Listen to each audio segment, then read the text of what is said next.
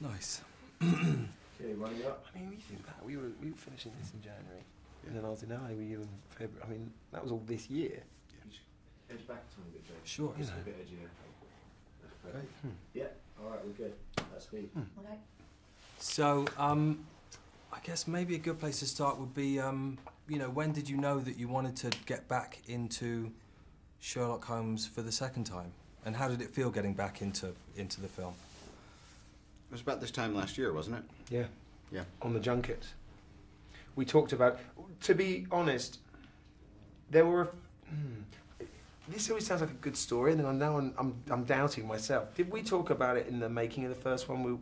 Weren't there ideas we came up with where we thought, no, that won't work, but let's put it on a back burner? Yeah. I think that happened. Yeah. And then on the junket, when people were responding to the first one, and we thought there was a possibility that we'd be asked to do another, we really started talking seriously about ideas, and a lot of those ideas that came up while we were in Spain in particular. I remember a really great night in Spain where we talked a lot and quite animatedly and specifically.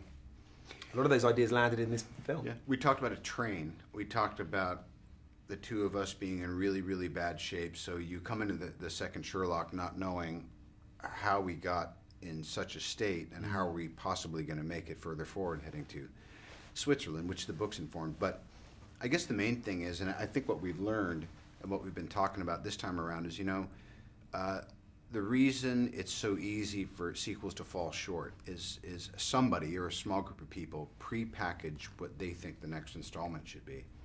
And often impulses or instincts that the actors might have, or a creative producer or the director or anybody might throw into the mix kind of get, that's okay, we got this. Whereas I think what the audience is really recognizing here is this really was this kind of multi-dimensional unfolding kind of attempt to try to do what's hard to do, which is make a good follow-up to, you know, a movie.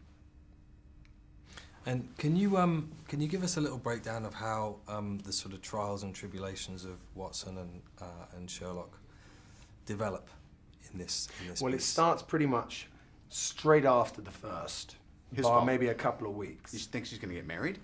So my marriage is impending. If not, in fact, it's the morning of. No, there's a little precursor, but then there's then on the eve of the morning of his stag night, and yet at the same time, as with the first one, Moriarty has become the key focal point, if you like, to the greater picture of Holmes's investigations into certain crimes around the world.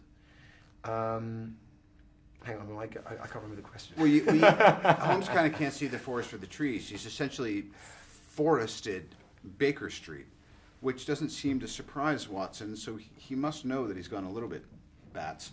But then the thing is, you know, does he think that Holmes is on some paranoid conspiracy? No, but is it the absolutely worst timing for Holmes to say he's on the brink, which usually means, come on, let's go do this? Yeah. It's not going to be possible.